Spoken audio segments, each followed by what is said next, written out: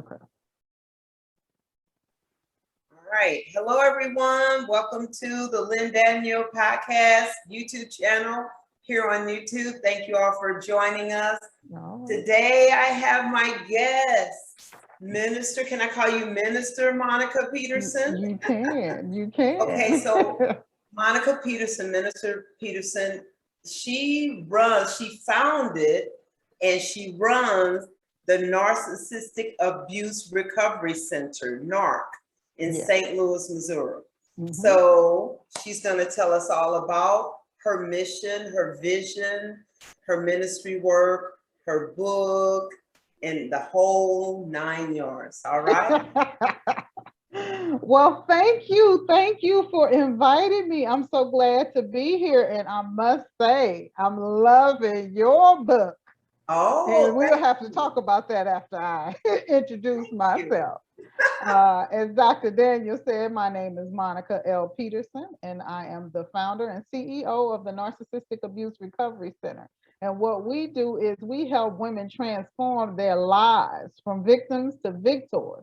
We teach them 3 simple things: how to recognize toxic people, how to build self-confidence, and how to set healthy boundaries. And I was listening to your book today, and I heard you talking about those boundaries. And that's one of the most important things that people who are healing from trauma can do, is set those boundaries. Very good. Did you have something to say on the boundaries? Go right ahead. Okay. Dive into the I'm a loop back around to the boundaries. Right. So I had an epiphany moment, 2016, and I found out I was dealing with a narcissist. I didn't even know what a narcissist was. I thought it was someone who just liked themselves and just thought they were fine as wine. But woo! So our logo, I don't know if you've been on our Facebook page, and there are 2, I think, narcissistic abuse recovery centers. We're located in St. Louis, Missouri, and our logo is a wolf in sheep's clothing. And so I came up with that through God, my pastor, and I had this artist draw it for me. So it comes from the scripture, Matthew 7:15. It says, they come to you in sheep's clothing, but inwardly they are ferocious wolves. So if you've ever gotten a hold to a narcissist, they can be male, female, boss, friend, brother, sister, mama, children, anybody. Male, female, did I say that? Yes. So yes, they are ferocious wolves. And once you've gotten a hold to them, you will know, because you will have some kind of feeling of chaos. And I think you mentioned that too, talking about toxic people. They cause you to have anxiety and you to feel anxious, and something feels off. So if you're ever in the presence of someone and they make you feel a little off, there's a reason for that. And it's your body telling you, and your body does tell you when you're around toxic people. You know, sometimes it could be your stomach, your bowels, your skin, all kind of stuff. And I don't think people really, I didn't know that. I have 3 degrees and didn't have a clue. I was in and out of a toxic relationship for over 15 years. Whoa. So what was your breaking moment, that moment when you knew something like, enough, I'm moving on? So after, so when I say on and off for 15 years, I mean that. Like, they would come in, we would be together, then they be gone. I wouldn't hear from them for 2 years, 3 years. Then they come back like nothing happened. Like, you know, everything was good. And so this final time when they came in, they took my job, my way to make money. Now, let me preface that by saying they also got me the job. So when they came back like 2 years later, then they made sure I didn't have it. And I'm like, wow. So I was the sole provider of my son for, you know, for years. And I was like, wow. But that was eye-opening. That was my epiphany moment that said, okay, this person could not possibly care for you if they would take your sole source of income. Now you can't pay your on your house, your car, take care of your child, nothing. Mhm. So that to me was very eye-opening. So that's when I realized, okay, let me look up what's a narcissist, because I think they mentioned it. And like I That said, person mentioned it the person mentioned it. They as if mentioned to confess that that's what they were, no. They or were they talking about projected it onto you. someone else. Oh, okay. Yeah. I was like a narcissist. I said, let me look this up. And then I started looking at YouTube videos. And I just didn't know. I think in one of your other videos, when you're talking about your book, you're talking about you are not alone. I Mm. didn't know other people were going through. I didn't know that this was the thing. I did not know. So I am an ordained minister in the AME church. And I thought people, everybody's good. You know what I'm saying? Have the capacity. Right. So you don't have the capacity unless the Lord put his hand, you know what I'm saying? So, but that taught me a great lesson. It was eye-opening. Wow. So you help women and men, or do you focus on women? I do focus on women right now because that is my capacity. But I Okay. would like to in the future be able to help the men and children, because Mhm. children are suffering from their parents being Yes. narcissists. Mhm. And so, yeah, but now my focus is on women. Our target market is African American women, but we help all women Mhm. because it affects us all. So I will be glad when the time comes, I can help men, because we've gotten several calls for men, or several, messages for men, because they need help too. Yes. And there is help out here too. So, and I would say if someone's looking for some help, they should check out YouTube, but you gotta, pay attention, because everybody who says they're kind and good and are not. Right. And it's almost as if the people who have to announce what they are Hmm. the ones you should be leery of. It's Yeah. because when people who are not self-seeking, whatever, they're just doing and acting, right? They're not announcing what they're doing.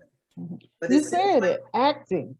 yeah, That's yeah. what a wolf in sheep's clothing is doing. It's acting Mhm, like everybody else. The sheep mhm. is everybody else, but they're not. They're really a wolf. They're seeking whom they can devour. They're seeking prey, and that's what they're looking for. So yeah. So so your program, what does it look like? Like if a person is watching this video and they recognize that they're in a toxic relationship with the narcissist and it's time for them to get out, Mhm, or at least become educated so they can know what to do next, mhm. what would your program walk them through? So it will walk them through how to recognize it, how to set healthy boundaries, how to work on internally, like how to recognize how did you get here. And Mhm. we have a coaching program. We have several coaching programs. Our shortest is like a 4-week program, and so we can help you. We are not going to tell you everything. This is a journey, and we Mhm. all have to figure out our own path and everything. So we can help you be able to recognize toxic people, and it's totally up to you if you want to stay, if you want to go. That's got to be your choice. Mhm. So we show them what it is.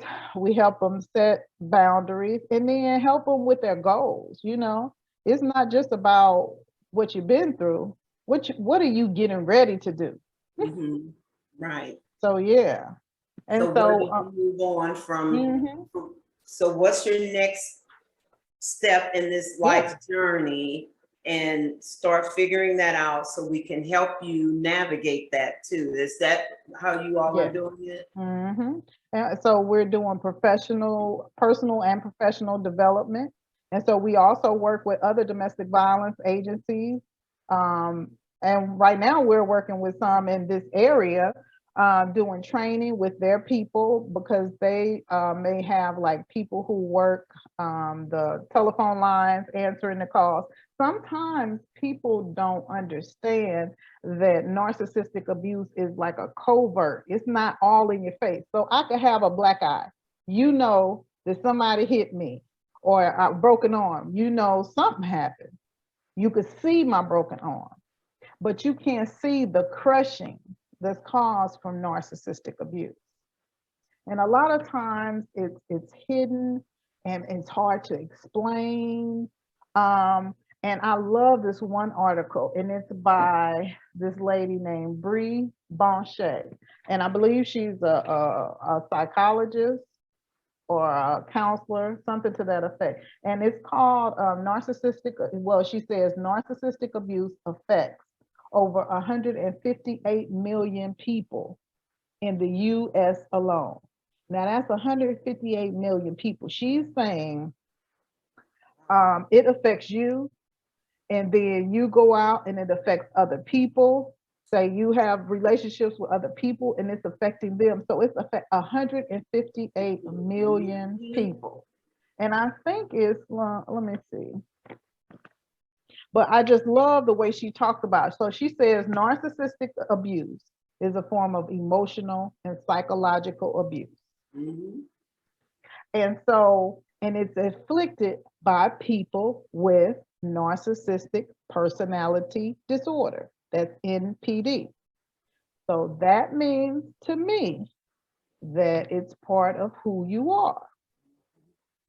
So a lot of times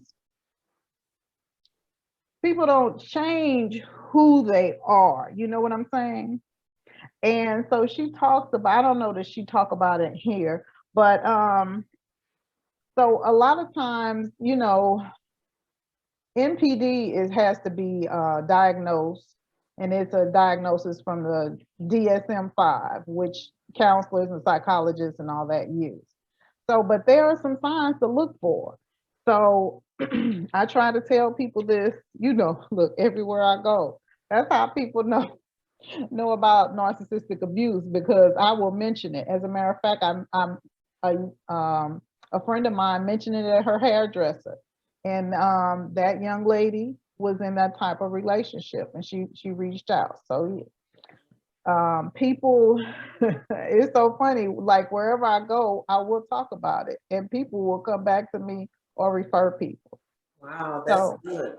I know, and I would never have thought in a million years that I would be telling all my business and talking about this and be, you know, uh, a victim in the past of it. Mhm. You know what I'm saying? Right. So yes.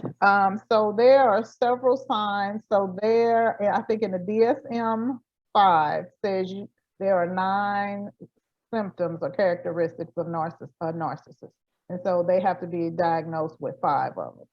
So I'm gonna just give you, I'm gonna say, show you 5 characteristics. So to me, the most important thing to look for is lack of empathy. Lack of empathy. That means that people can do things to you. Say, for example, what I talked about, taking my Wait, job. I can't hear you. Oh, Yeah. okay. Okay. All right. Sorry about that. Okay, yeah, I can hear you now. Okay. So like taking your job when they know you have no other source of income. That's a lack of empathy. That means you absolutely do not care. And I have found that many narcissists, they don't care about their parents or their children. Have you, or anybody? And I don't know if they even care about themselves. So how do you feel on that subject of toxic people? Do they have lack of empathy? That's what the research that I have done says, that toxic people, they don't understand others. They project their feelings onto others, and, all the things that they are doing or having going on inside of themselves, instead of taking accountability, they'll blame it or push it off on someone else. They're So that's the second thing. inconsistent. Yeah, they're inconsistent. They lie. Oh, yeah. The blame shifting. They shift the blame. It's not their fault. It's your fault all the time. It couldn't possibly be my fault all the time. You know what I'm saying? Yeah. They behave differently in public than in private. So say, for example, you all are all dressed up to go out somewhere nice, and they make you mad in the car. Then when you get out to go to the party or whatever, then you all mad, but they all happy and greeting everybody, but they don't know what they did to you. The other people don't know that. So they have low morals, but expect yours to be high. They try to control others. And like you said, pathological liar. So I don't even know if they know what the truth is. So those are some of the red flags to look out for in people. And when they show you who they are, I think it was Maya Angelou who said, believe them. Believe them the first time, right? Yeah. It took me 15 years. What do you say? Do you have the discussion about, because in my research, I was looking at the neurological effects of the trauma and how the victim's brain can become addicted to the trauma, the chaos, because especially if they've been abused in the past, or if they have unresolved issues with relationships, then it's almost like they seek out a certain kind of a person that can like reinforce that trauma and that chaos. So is that like, I read that. I would totally agree with you. As a matter of fact, I'm working on a book that talks about that in one of the chapters, about seeking out certain types of people. There is a reason I was a target. There is a reason they target certain people with a lot of empathy, empathic people, people who are people pleasers. They want to make everybody happy, but you can't make everybody happy and still have your own sanity and take care of yourself. Somebody's going to be disappointed. Yeah, right. Somebody, and it might be you. Right, exactly. Yeah. So they seek out certain people, and they know who they can and cannot abuse, unfortunately. So that's why it is so important for us to recognize who we are, and then we're able to recognize others. So we can act accordingly.